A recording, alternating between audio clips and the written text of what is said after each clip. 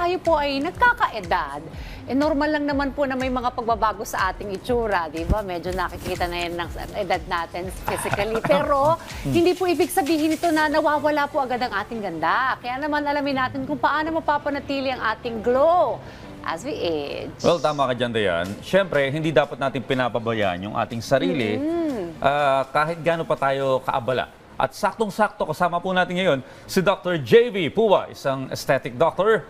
Good morning at welcome po sa Rise and Shine Pilipinas. Good morning, Doc. Eto na nga, Doc, kahit tayo, nagkakaedad na rin tayo, Audrey. Hindi maikakala, pero syempre kailangan glowing pa rin at fresh. Pwede niyo po maipaliwanag, Doc, kung ano po ba yung nangyayari sa ating balat kapag tayo po ay tumatanda? Yung hindi mapipigilan. Okay. Yeah, sure.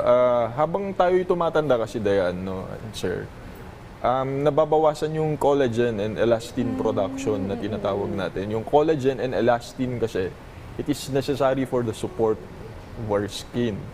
Saka yung kakayahan kasi ng balat natin na mag-retain ng moisture, nababawasan din. Kaya nga, di ba minsan, sinasabi natin na, parang ang dry mo ngayon. Kung dry ka kasi, medyo hindi magandang tignan.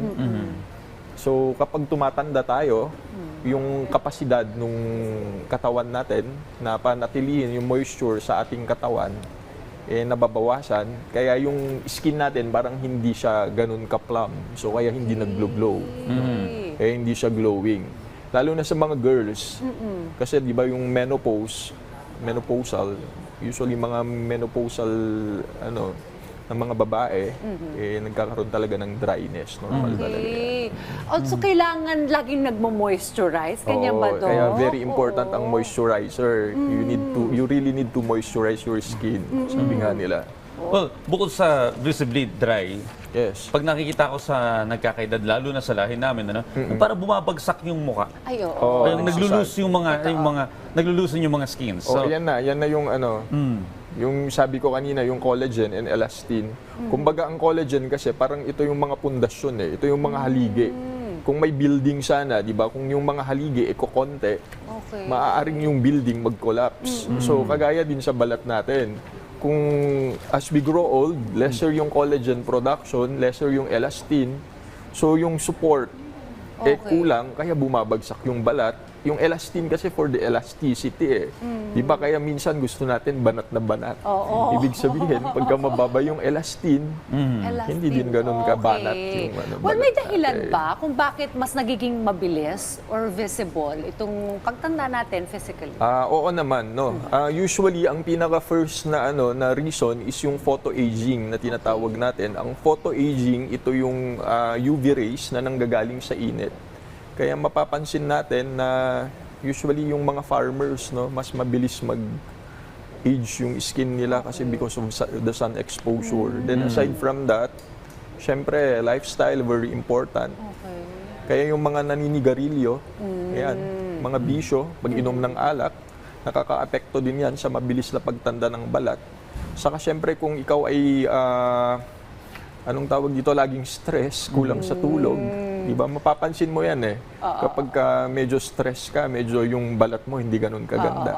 Samantalang kapag kompleto ka naman sa tulog, maayos yung balat mo, no? Saka yung pollution, pwede din yon, no?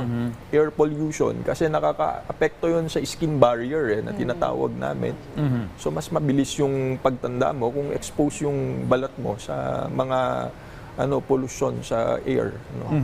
Okay, so yung paliwanag mo kanina, Doc, ang nagkukulang sa katawan ay collagen. Yes, collagen. Di ba? Di ba meron naman mga supplement nito, collagen, vitamin E, na kapag tinake mo ba to, marireverse yung aging yan? Actually, not totally reverse Hindi yun yung namin Hindi yan yung term namin but to lessen, parang ganon. No? Yung mga hydrolyzed collagen, is naman na supported by evidence-based practice naman na tong mga to na talagang may mga kung sasaliksikin mo talagang nakakatulong naman talaga yung mga hydrolyzed collagen na iniinom natin para mapigilan yung Okay. Pero may mga pagtanda. dapat bang iwasan, Doc, para mapanatiling healthy ang ating balat? Siyempre, di ba nabanggit ko kanina na ang pinaka ano talaga is yung sun exposure. So, siyempre, ang Magtago lagi na lang namin, tayo sa araw, Or gano'n. mag- lagi namin sunblock sinasabi, palagi. mag-sunblock palagi. Oo. no? Sunblock, okay. Sunblock is the key, no? And aside from that, siyempre lifestyle modification, kagaya ko nga sabi ko kanina. So, mas okay na healthy living pa rin, iwasan ang bisyo, huwag masyadong stress, alagaan ang sarili. Yeah. Mhm. Okay. Bukod sa mga napag-usapan natin kanina, yung mga supplements, no? Yes, Vitamin mga E, supplements. collagen. Ano yung mga natural na pwedeng kainin? Gulay, prutas, nakakatulong ba ito yung pag-inom ng tubig? Oo naman. Usually, ano kasi may tinatawag kami na glycation process, no? Medyo technical na kasi to, no? Yung glycation kasi, ito yung parang kapag ka masyado tayong kumakain ng mga matatamis na pagkain, Ay, ganun. oo, yung mga may preservatives, no? Oo. Na pagkain, ito nakaka-apekto dun sa mabilis na pagtanda ng Okay. Hindi na ako masyado natin. magmamatamis talaga. matamis. Wala muna tayong dessert, ha? Oo. Pag ganitong edad na, wala pag muna matamis, dessert. medyo Okay. iwasan. So, no? sa mga gusto magkaroon ng routine sa kanilang skincare, anong Yes. suggestion mo daw? May tinatawag kami na three steps, yung cleanse, moisturize, and protect. Cleanse, mild cleanser, gamit lang tayo ng mga mild cleansers. Protect, sunblock, no? And moisturize yan. Para hindi So, dry yung balat. Cleanse, Cleanse, moisturize, moisturize, and and protect. Okay, simple. So, yan Minsan yung kasi lagi. iniisip ko, Doc, na hindi effective sa lifestyle ko yan dahil Oo. madalas ako nasa labas, nasa labas nagbabasketball ka ako sa lagi. initan ng araw, nagmumotor ako, Oo. yung active yung lifestyle ko sa labas. Oo, So, sa labas maring lagi. pa bang umepekto sa akin yung mga ganyan? Oo naman, pero yun nga, sabi nga namin, consistency is the key. No? Walang magic. So, consistent ka lang maglagay ng sunblock, no? Sunscreen, kapag ka lumalabas. Epekto naman yan. Pero walang yung kunwari naglagay ka ngayon, bukas okay na. Oo, Walang walang ganun. automatic. Kailangan talaga maging daily routine mo na rin itong mga taon. Ito, totoo ba to, Doc? Kapag Ano pag wala daw utang, nakakabata ang itsura? Siyempre, kasi siyempre Wala wala kang kang stress. masyadong Wala kang stress, stress. okay. Wala kang Oo. iniisip. Kaya mas okay na, yun nga. Yung self-love, kailangan mahalin mo rin yung sarili mo. Hindi naman ang, yan. naman, hindi lang panglabas yung pangloob din. Importante yan. O, Definitely siyempre will tayo reflect. habang nagkakaedad, ayaw naman nating masabihin, "Uy, mukha kang stress, mukha kang dry." No? So, Yes. i-follow natin yung mga tips na yan from Dr. JV Pua. Thank you very much, Yeah, Dr. thank you Pua, sa mga practical tips na para stay lang tayong glowing as we age. Thank you. At syempre, sabi nga, alagaan po natin ang ating sarili. Maraming salamat, Doc. Thank you.